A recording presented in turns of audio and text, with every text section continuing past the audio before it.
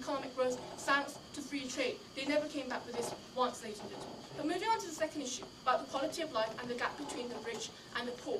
Now, ladies and gentlemen, as I stated before, it's natural that when people start earning wages, their quality of life goes up. The 2.2 million people who gained jobs in India, ladies and gentlemen, experienced a boost in the quality of life. Naturally, because they got wages, ladies and gentlemen. It's simple logic. And when the money goes into their pockets, they also get purchasing power. They can purchase from domestic companies too. And we explained this with cases in India, China, Philippines, in which people gained jobs, opportunities, technology, and hope from the multinationals which moved in. But moving on to the third and final issue of free trade agreements. Are they evil? Now, actually, Team Lithuania, all they were doing was they were opposing the application of free trade itself. They never once argued against free trade in general. So all they had a problem with the unfair application of free trade. But we told you, ladies and gentlemen, that the exact thing they were opposing in the free trade agreement was protectionism, which they themselves were supposed to be protecting. But the fact is, ladies and gentlemen, we told you repeatedly that the WTO is doing its job. And the fact is, the WTO has used several measures to penalize countries with unfair trade practices. This is the reality, ladies and gentlemen, and Team Lithuania chose to ignore this. So we on South Korea today have proven to you several points. We talked about how it opens export markets to developing countries, how it gives outsourcing and thus provides jobs and wages to the people living in the developing countries. We told you about how protectionism stifles local economies, how there's a dearth of opportunities for these people, and how protectionism only favors developed countries who can afford it. So, ladies and gentlemen, we on Team South Korea firmly believe that free trade has uplifted thousands of people living in developing countries from the poor. It's on these grounds on which we're extremely proud to oppose this motion. Thank you.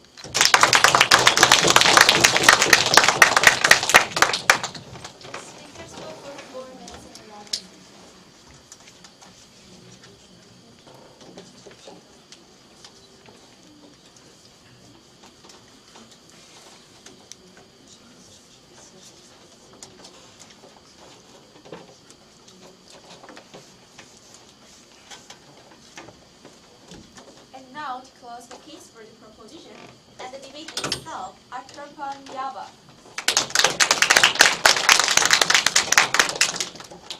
Ladies and gentlemen, this debate raised three main questions. The first one, what is the current status quo? The second one, does the free trade promote economic growth? And the last one, is current free trade fair? So let me now answer to all these questions. First of all, ladies and gentlemen, what is the status quo? Actually, in the beginning of her speech, the first speaker of the proposition side of the House said that free trade, as Smith intended it to be, does not exist in the current world. What do we have? We have free trade agreements, and this is what we will be talking about. Actually, we said it in our definitions, and our opponents never opposed it. And then they come in the third or the second speech and say, oh no, we actually oppose it. We believe that we should talk about the protectionism. Ladies and gentlemen, we believe that it's unfair. What is more, ladies and gentlemen, we said that we will talk about the real life. And in real life, even the WTO regards countries using free trade agreements as free trade countries. And if our opponents think that we are not free trade countries, we should give the examples what free trade countries is, and they fail to do it. Therefore, we believe that in this case we win. Now, ladies and gentlemen, does free trade promote economic growth?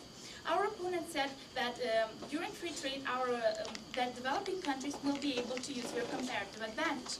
But we said that they will not be able to do this, first of all, because of the subsidies that exist under the current free trade agreements, and that I will talk a little bit later.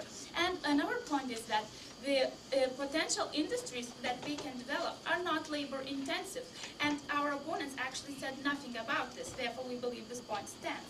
Now, another point our opponents said is that growth is bigger with free trade than with the protectionism. But they actually never explained why, and they never give us any evidence that it is. Rather, we gave you the evidence that when Japan protected its market of digital technologies, its GDP grew from 1 to 8%. On the other hand, South Korea was using free trade, and it even was getting aid from the United States of America. But still, its GDP growth was only 5.2%. And actually, which shows that in certain cases, protectionism really benefits countries more than free trade.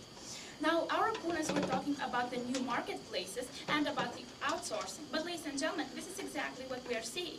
The point of outsourcing is the use of cheap labor, and actually this brings people to the sweatshops. And what our opponents said about India, they said that we provided jobs for the middle class. And yes, ladies and gentlemen, we say that we provided jobs for the middle class only. And we gave you the example how 90,000 of people committed suicide in India due to these multinational corporations who came there and took their jobs. And actually, those their government was too weak to care for them, and our opponents actually said nothing about this.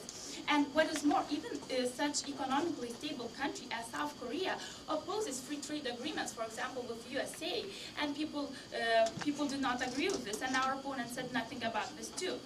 Now, ladies and gentlemen, is current free trade fair? We believe that it's not. First of all, because all the rich countries developed in the other way.